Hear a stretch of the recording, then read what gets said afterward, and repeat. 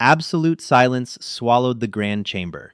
Supreme Chancellor Valerius gripped the obsidian podium, his reptilian scales draining to a sickly, terrified ash. Millennia of galactic supremacy evaporated in an instant as he stared at the trembling fleet commander and gasped, "You? You attacked Earth?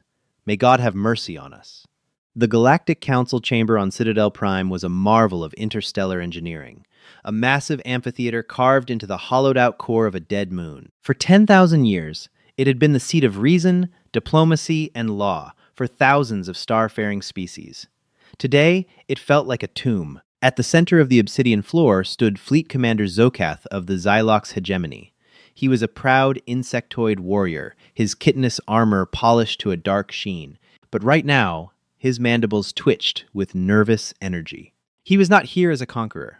He was here under tribunal summon, flanked by 4 heavily armed Citadel guards. Above him, elevated on gravity repulsor pods, sat the High Council. The Supreme Chancellor, a venerable reptilian of the Draconis species, stared down at Zokath with a mixture of profound disbelief and brewing panic. "Commander Zokath," the Chancellor's voice boomed through the neural translators of every being in the chamber, the artificial gravity practically humming with tension. "Let us ensure the historical record is entirely accurate.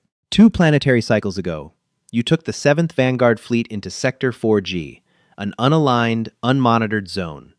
You bypassed the quarantine beacons, and you engaged. A class. 9 Death World."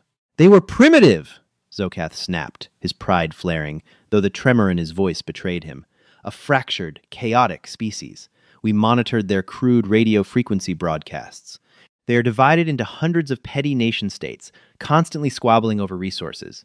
They burn liquefied fossils to propel themselves. They launch metal tubes into their own orbit using controlled chemical explosions. They were ripe for subjugation. The hegemony required silicate and liquid H2O. Sol 3 was abundant." The Chancellor closed his middle eye, a gesture of deep, agonizing exasperation. "Detail the initial engagement, Commander. Leave nothing out." Zokath straightened. "We dropped out of faster-than-light transit at the edge of their system, near a gas giant surrounded by rings.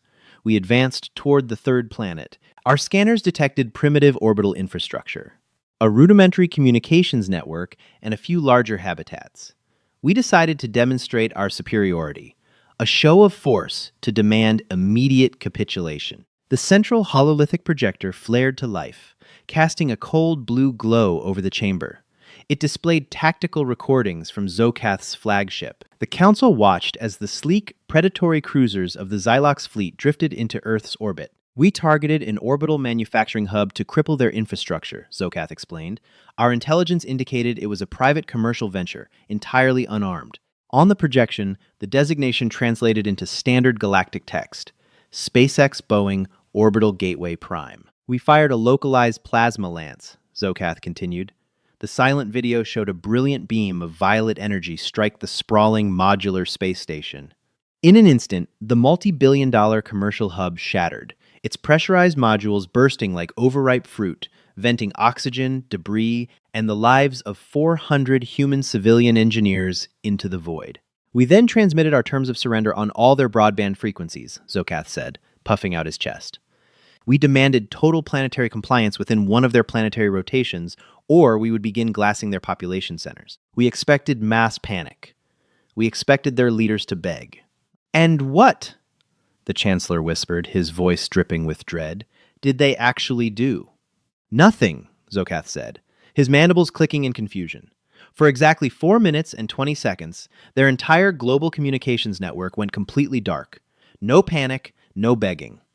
Just silence." Down on Earth, those 4 minutes were not silent. They were the sound of humanity collectively dropping its differences and picking up a very, very big stick. Deep beneath the Rocky Mountains in Colorado, inside the Cheyenne Mountain Complex, General Richard Bowman of the United States Space Command was staring at a massive NORAD screen. The telemetry data from the destroyed SpaceX Gateway had just been confirmed. The private sector was gone. This was now a military operation. General Captain Sarah Jenkins, the lead orbital analyst, said, her voice eerily calm despite the adrenaline flooding her system. Radar confirms 22 hostile vessels in high Earth orbit. Energy signatures are off the charts. They are transmitting a surrender demand in a mathematically deduced binary code. Bowman didn't hesitate. He picked up the red secure line phone. It connected directly to the Pentagon, where Secretary of Defense David Blackwood and President Jonathan Hayes were already in the Situation Room. "Mr. President," Bowman said, "we have an unprovoked extraterrestrial first strike. The SpaceX gateway is gone. No survivors. They are demanding surrender." General President Hayes replied, his voice devoid of fear, replaced entirely by a cold industrial fury. "Do not let them leave our orbit. Authorization code. Archangel 7. You are green to go hot." Bowman slammed the phone down. "Captain Jenkins, route authorization to DARPA command at the Pentagon. Unlock the black projects, bring the Zeus network online, and get me the CEO of Lockheed Martin on a secure line right now." Back in the council chamber, the alien delegates watched the hololithic projection with bated breath. "At the 4-minute mark," Zokath whispered, his bravado finally breaking. They responded, but not with words. The hologram in the council chamber shifted. It showed the Xylox fleet hovering arrogantly above the blue and green marble of Earth. Their deflector shields were optimized for energy weapons, plasma, lasers, ion beams, standard galactic warfare. They had entirely underestimated human engineering. "We detected thermal blooms across their northern hemisphere," Zokath recounted, his voice now a hollow rasp. "We assumed they were launching their primitive chemical rockets, quote, nuclear fusion warheads. Our point defense lasers were primed to swat them out of the sky. We were laughing, Chancellor. We were laughing." "Stop the recording," the Chancellor ordered. The hologram froze. He looked at the assembly. "Let the record show that the Xylox hegemony failed to read the most basic intelligence briefing on humanity. They are a species that evolved by throwing rocks at predators until the predators died. And over 10,000 years, they never changed their strategy. They just engineered faster, heavier rocks." The Chancellor nodded to the archivist. "Resume playback." On the screen, the thermal blooms on Earth's surface weren't ICBMs. They were massive, synchronized bursts of electromagnetic energy. Across the Nevada desert, hidden beneath retractable mesas, Lockheed Martin's highly classified ground-to-orbit railguns, Project Bifrost, had fired. At the exact same time, a network of seemingly dead, defunct satellites officially listed as space junk by Northrop Grumman and the European Space Agency suddenly aligned. The Zeus network. "They didn't use energy weapons," Zokath said, his mandibles trembling. "They used raw, unshielded kinetics." The council watched in absolute horror as 20-ton cylinders of dense tungsten, accelerated to Mach 35 via electromagnetic rails from the surface, slammed into the Xylox fleet. The alien energy shields, designed to absorb and dissipate heat and plasma, offered zero resistance to solid physical mass, moving at hypervelocity. The first tungsten rod struck Zokath's escort cruiser. It didn't explode. It simply punched through the heavily armored hull like a bullet through wet paper, entering the ventral hull and exiting the dorsal spine in less than a microsecond. The kinetic shockwave inside the ship instantly pulverized the crew and ignited the fusion core. The cruiser silently bloomed into a massive, expanding sphere of debris. 3 of our cruisers were annihilated in the first volley, Zokath said. Before our tactical computers could even register the trajectory of the projectiles, we attempted to retreat to a higher orbit, to regroup. But they did not let you. A representative of the avian corvus species interjected. Her feathers ruffled in fear. "No," Zokath whispered. "They weaponized their own garbage." The hologram shifted perspective, showing the vast belt of space debris that orbited Earth spent rocket stages, dead satellites, millions of pieces of metal. Captain Sarah Jenkins, down in Cheyenne Mountain, had executed a pre-calculated algorithm designed by DARPA. By detonating a series of precise, small-yield kinetic charges among the debris fields, humanity intentionally triggered a localized Kessler syndrome. They created a cascading wave of shrapnel, moving at orbital velocities, forming a dense, localized hurricane of metal that swept directly into the path of the retreating Xylox fleet. To the Council, it looked like Earth had summoned a sandstorm of razor blades in the vacuum of space. The Xylox ships, their shields, already failing from the railgun strikes, were shredded. Navigation arrays were ripped off, Engine exhausts were clogged with high-velocity shrapnel. Hull breaches erupted across the remaining vessels. They crippled my fleet using discarded trash, Zokath said, dropping to his knees in the center of the chamber. In 12 minutes, the pride of the hegemony was reduced to drifting hulks. I ordered an immediate, unconditional surrender. The chamber was dead silent. The Supreme Chancellor leaned heavily on his podium. "And did they accept your surrender, Commander?" "A transmission came through," Zokath replied. "Audio only. A human male. He identified himself as Admiral Bowman." Zokath tapped a control on his wrist bracer, playing the raw audio file they had intercepted. The voice of General Bowman echoed through the massive alien chamber, translated seamlessly, but retaining the grim, uncompromising tone of a species pushed too far. "Unknown hostile vessels. This is General Bowman of the United Earth Defense Command. We do not accept your surrender. You fired on civilians. You entered our home. You are now classified as an invasive species. Prepare for boarding actions. May God have mercy on you because we are fresh out." "Boarding actions?" the Corvus representative squawked. "In the middle of an orbital debris storm? That is suicide!" "For us, yes," Zokath said, shivering. "For them, it was Tuesday." The hologram showed the final, most terrifying phase of the human counterattack. From the dark side of the moon, previously hidden by radar-absorbing stealth webbing, several massive, blocky ships emerged. They were ugly, brutalist things, heavily armored, lacking the elegant curves of galactic vessels. They were drop ships, constructed in secret by a coalition of Earth's defense contractors, financed by black budgets that didn't technically exist. The human ships ignored the debris storm, their thick, ablative armor simply absorbing the impacts as they aggressively rammed their docking collars directly into the breached hulls of the Xylox cruisers.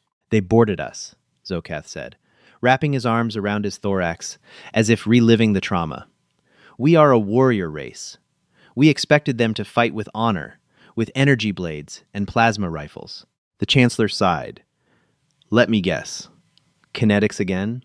"Shotguns," Zokath wept. "They called them shotguns. They didn't even aim. They breached the bulkheads, flooded the corridors with smoke, and used weapons that fired hundreds of tiny metal pellets. Our armor was useless. Our energy shields deflected nothing. They slaughtered my elite guard in seconds. I only survived because they wanted me to deliver a message." Zokath reached into his tunic and produced a primitive, rectangular object, a datapad made of silicon and glass, a ruggedized tablet from Earth. He handed it up to the Citadel guard, who carefully transferred it to the Chancellor's podium. "What is this?" the Chancellor asked, eyeing the device as if it were an explosive. "It contains their navigation data, Chancellor," Zokath said grimly. "They didn't just want to defend their planet. They downloaded our stellar cartography. They know where Citadel Prime is. They know where the hegemony homeworlds are." The Supreme Chancellor's blood ran cold. "Commander Zokath, what exactly was the message they sent with you?" Zokath looked up, his compound eyes reflecting the dim light of the terrified council. They said, "Thanks for the FTL drives. We'll be returning the plasma fire shortly." The silence in the grand chamber was so absolute that the hum of the atmospheric recyclers sounded like a roaring engine. The Supreme Chancellor stared at the ruggedized tablet resting on his podium. It was a bulky, rubber-encased Panasonic Toughbook, a relic by galactic standards, yet it felt heavier than a dying star. "Bring forth the chief technologist," the Chancellor ordered, his voice trembling. A multi-limbed cybernetic entity, Chief Technologist Vale of the synth block, glided forward.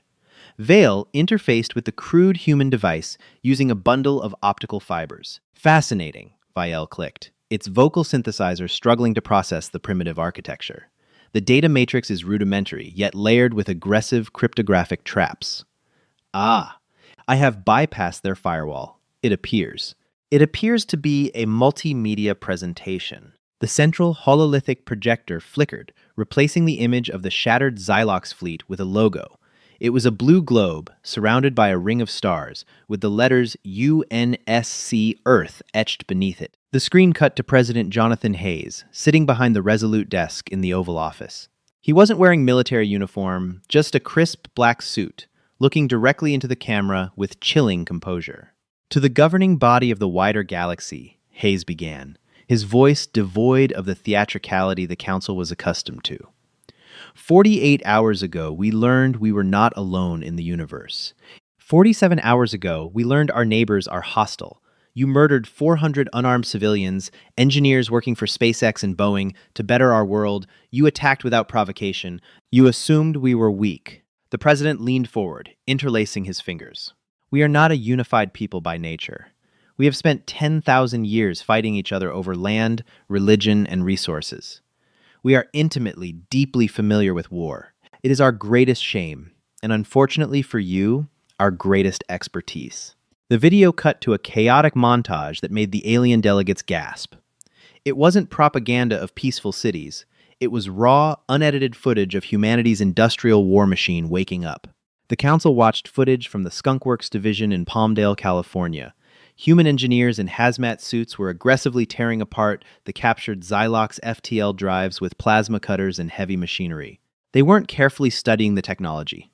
They were cannibalizing it. Your commander Zokath was kind enough to leave behind several intact faster-than-light propulsion cores, President Hayes' voiceover continued. Our scientists at DARPA, working alongside General Dynamics and Raytheon, have spent the last 2 days reverse engineering them. We don't understand the quantum mechanics of your engines yet. But we don't need to. We just figured out how to turn them on and how to strap them to our ordnance. The chief technologist recoiled from the console. Chancellor! This is madness! FTL drives require decades of calibration to prevent tearing the fabric of space-time. If they are just strapping them to... Quiet! The Chancellor hissed, his 3 eyes locked on the screen. The video shifted to the icy plains of Alaska. A massive, silo-like structure was opening in the permafrost. From the depths, a colossal, brutalist cylinder of solid titanium and depleted uranium was being hoisted into firing position. It had no life support, no crew quarters, no elegant sweeping wings. It was a weapon of mass destruction, retrofitted with a jury-rigged Xylox warp core, bolted crudely to its base. We call it the Pandora Protocol, Hayes stated flatly. We don't need to build a grand armada to reach you. We have FTL-capable missiles now. And we have your coordinates. Commander Zokath surrendered the location of a key Xylox military staging ground, the outpost of Kalin Prime. Commander Zokath, still kneeling on the obsidian floor, let out a wretched wail. No! Kalin Prime is our primary orbital shipyard. 3 million hegemony workers live there. Consider this our one and only warning, President Hayes concluded, his eyes boring into the lens. Stay out of our solar system. Do not approach Earth. Do not test us again. Because the next time a hostile ship enters our orbit, we won't aim for an outpost. We will aim for your homeworlds. The screen went black. Panic erupted in the Grand Chamber. Delegates from 100 worlds began screaming, their neural translators creating a cacophony of terror. Chancellor! An aide shouted over the din, rushing to the podium. Deep space monitoring outposts near Sector 4G are picking up a massive gravitational anomaly. It's a spatial tear. Something is entering slip space. Where is it heading? The Chancellor demanded, slamming his gavel to restore order. The aide looked up, his face drained of blood. Kalin Prime. Kalin Prime was a bustling industrial world, ringed by a colossal, glowing halo of orbital shipyards. Millions of Xylox drones and engineers swarmed over the skeletons of massive dreadnoughts, welding armor plating and installing plasma conduits. It was the heart of the hegemony's military-industrial complex. Admiral Vorak, the overseer of the shipyards, was resting in his command spire when the proximity klaxons began to wail. Report! Vorak barked, his mandibles flaring as he rushed to the tactical display. Anomalous slipspace rupture detected. Admiral, the sensor technician shrieked. It's not a standard portal. It's unstable. Tearing open, above the shipyards, the vacuum of space distorted violently. Instead of the smooth blue flash of a galactic FTL jump, the fabric of reality seemed to rip apart in a jagged, violent burst of red and violet radiation. From the tear, a human weapon emerged. It was the projectile from Alaska, but it wasn't just a missile. As it exited slipspace, its retrofitted Xylox drive violently detonated, intentionally overloading. The humans hadn't just built an FTL missile. They had weaponized the FTL jump itself. The resulting shockwave didn't carry heat or plasma.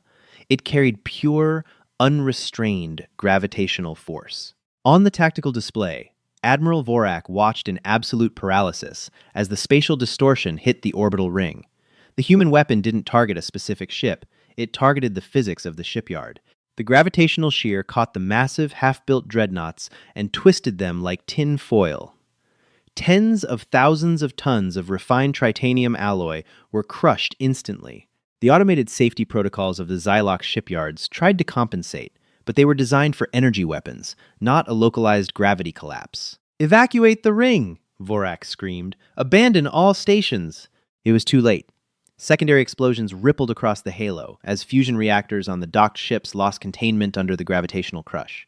In less than 40 seconds, 50% of the hegemony's naval production capacity was reduced to a spiraling field of burning scrap. Then came the second phase. Back in the council chamber, the live telemetry feed from Kalin Prime was projected for all to see. The delegates watched the destruction of the shipyards with open-mouthed horror. "The planet," Zokath whispered from the floor. "Are they going to glass the planet?" "Negative," the chief technologist reported, its mechanical voice frantic. The human projectile deployed sub-munitions just before the FTL drive detonated. They are entering Kalin Prime's atmosphere. "Nuclear?" the Chancellor asked, dreading the answer. "No. Kinetic impactors. But they are targeting isolated, unpopulated zones. The northern polar caps, the barren deserts. Why?" As the Council watched, 20 heavy tungsten rods struck the surface of Kalin Prime. They hit with the force of tactical nukes, but without the radiation, throwing up massive plumes of dust and steam. They didn't hit a single city. They didn't kill a single civilian. "I don't understand," the Corvus delegate whispered. "They destroyed the military shipyards, but spared the planet? Is this a show of mercy?" "Wait," Chief Technologist Vael said. "It's manipulators flying across the console. The impactors, they are transmitting a broadband signal. It's an automated broadcast, looping on all hegemony frequencies." "Play it," the Chancellor ordered. The hum of the chamber was replaced by a synthesized, oddly cheerful human voice, speaking flawless translated Xyloxian. "This area has been liberated by the United Earth Defense Command. Please be advised that the orbital bombardment you just witnessed was performed at exactly 10% of our current payload capacity. We have pinpointed the geographic coordinates of your planetary capital, your water treatment facilities, and your primary agricultural zones. We did not hit them today. If any hegemony vessel crosses the Alpha Centauri perimeter, we will hit them tomorrow. Have a pleasant day." The recording looped, over and over. The Supreme Chancellor sat down heavily in his hover chair. The humans hadn't just delivered a crippling military blow. They had delivered a psychological masterclass. They had demonstrated the ability to completely bypass galactic border defenses, destroy heavily fortified military assets with terrifying ease, and then hold an entire planet hostage with pinpoint accuracy, all while refusing to stoop to the Xylox's level of civilian slaughter. They were saying, "We are monsters, but we are monsters who keep our leashes on. Do not make us take them off." "Chancellor," a terrified diplomatic aide whispered, breaking the stunned silence. "The Xylox hegemony's primary fleet is demanding permission to retaliate. They want to mobilize the entire armada and glass Earth." The Chancellor looked at Commander Zokath, who was currently curled into a trembling ball on the floor, muttering about tungsten and shotguns. He then looked at the frozen image of President Hayes on the human tablet. "Deny the hegemony's request," the Chancellor commanded, his voice echoing with absolute authority. "Quarantine sector 4G immediately. Erase the coordinates of Earth from all public naval registries. And send an emergency envoy to this United Earth Defense Command." "An envoy? Chancellor?" the Corvus delegate balked. "To those brutes?" "Yes," the Chancellor replied, closing his eyes. "We must beg for a peace treaty before they figure out how to strap their FTL drives to something truly dangerous." "Like what?" the delegate asked. The Chancellor sighed. "Given what we have seen today, knowing them, they will probably find a way to FTL jump an entire asteroid." In the dark, silent void of the Sol system, deep within the asteroid belt, a team of engineers from NASA and Boston Dynamics We're currently looking at a 3-mile-wide rock named Ceres. 9, holding clipboards and doing exactly that math. The Citadel envoy ship, the Light of Reason, was a masterpiece of galactic aesthetics. Forged from spun crystal and pearl white composite, it looked less like a vessel of state and more like a soaring bird of prey cast in glass. Inside, Ambassador Xylar of the Lumina, a species known for their profound diplomatic acumen and bioluminescent skin, sat in the opulent observation deck, his glow muted to a pale, anxious blue. He was tasked with delivering the Citadel's generous terms to the Deathworlders. The Council, in their infinite arrogance, still believed they held the upper hand. The treaty Xylar carried offered humanity-restricted FTL travel, limited to a 3-light-year radius around their sun, and heavily monitored trade routes. In exchange, the Council would graciously not glass their planet. Xylar thought it was a suicidal document. He had seen the raw telemetry from Kalin Prime. He knew what these primates were capable of. "Ambassador," his pilot called out, her voice tight with tension, "we are dropping out of slip space at the designated coordinates, the edge of the Sol system, near their 8th planetary body, designated Neptune. Shields to maximum," Xylar ordered, smoothing his ceremonial silk-like robes. "Broadcast the diplomatic cipher on all frequencies. Let us show them the grace of the Citadel." The stars stretched and snapped back into focus as the Light of Reason entered normal space. For exactly 3 seconds, the void was empty.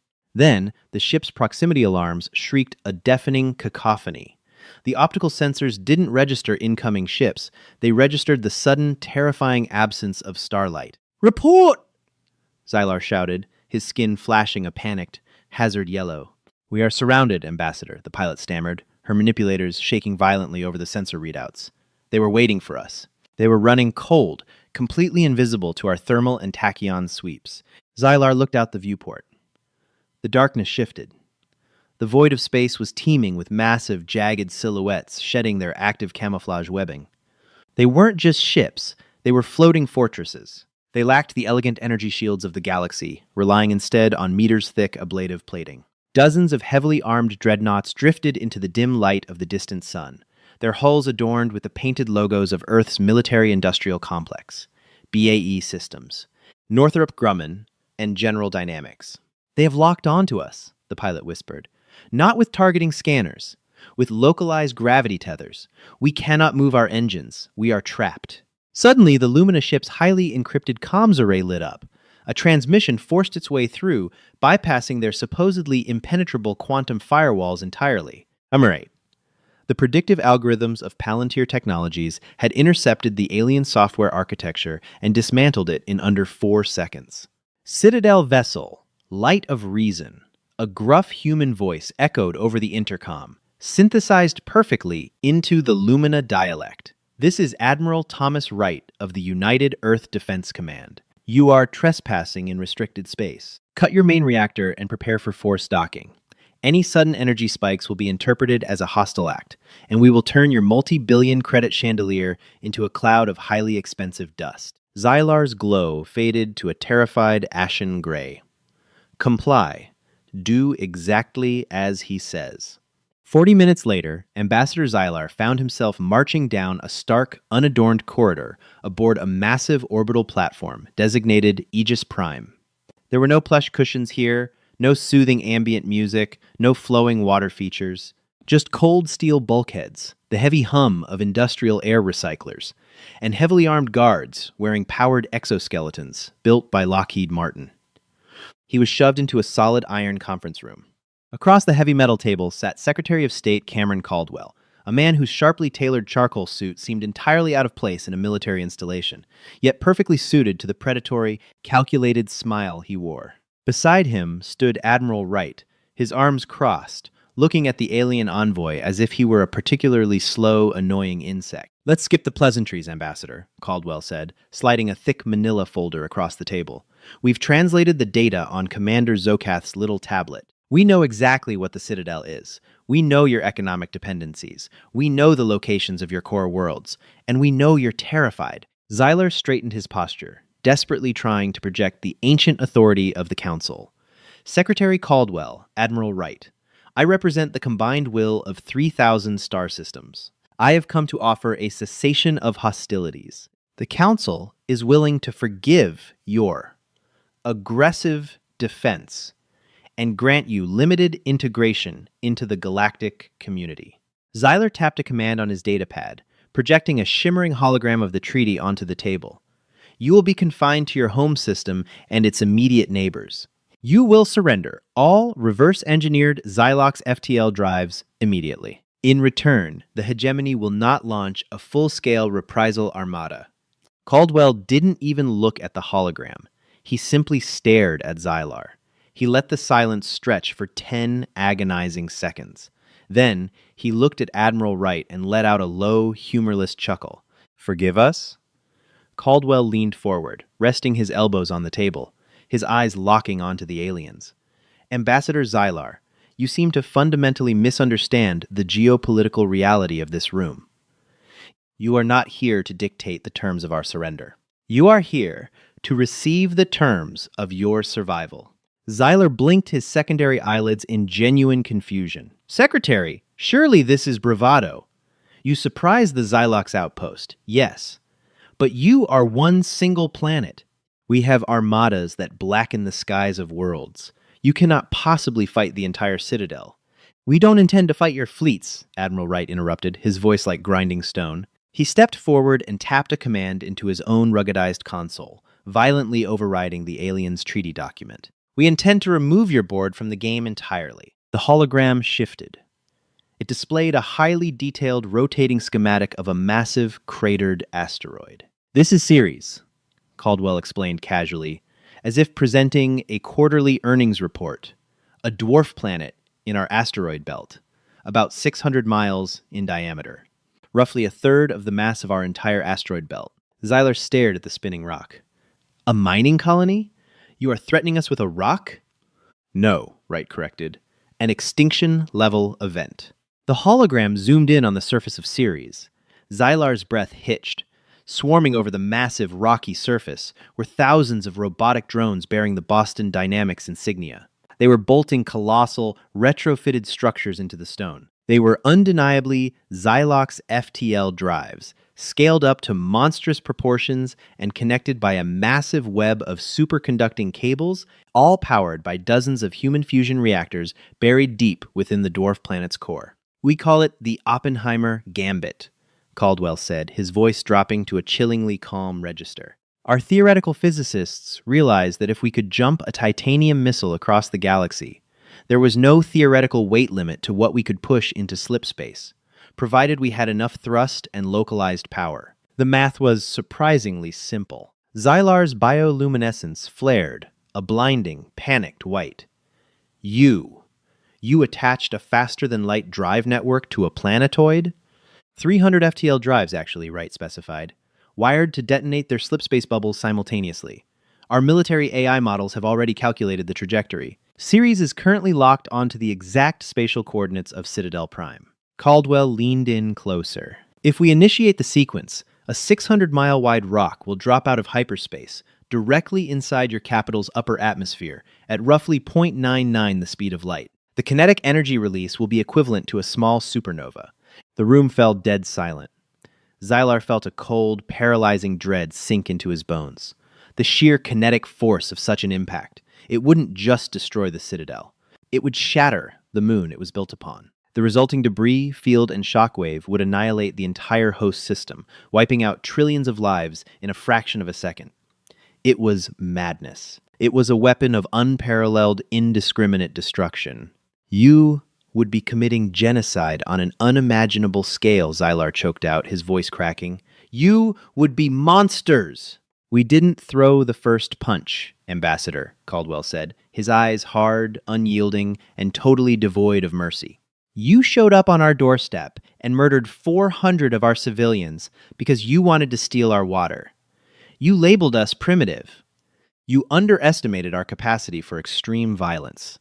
So, here is the new reality. And before you think about preemptively striking Earth to stop the launch," Admiral Wright added, twisting the knife, "the launch sequence isn't a button we press.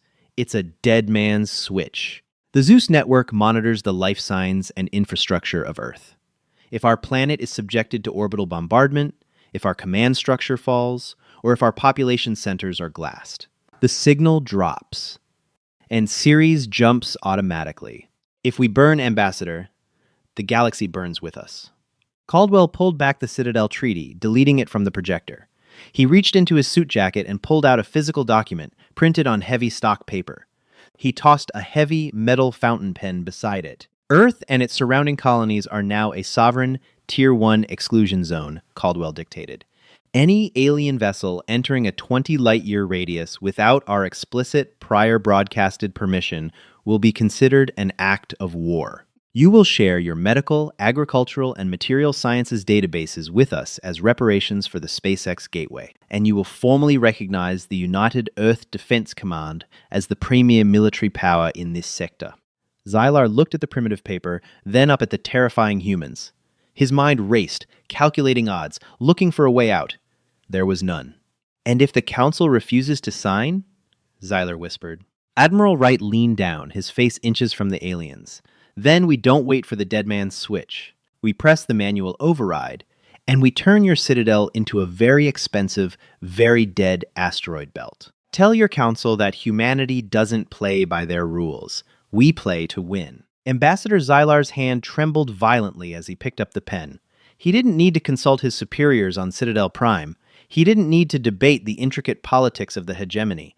He knew, with absolute, terrifying certainty, that these beings were not bluffing.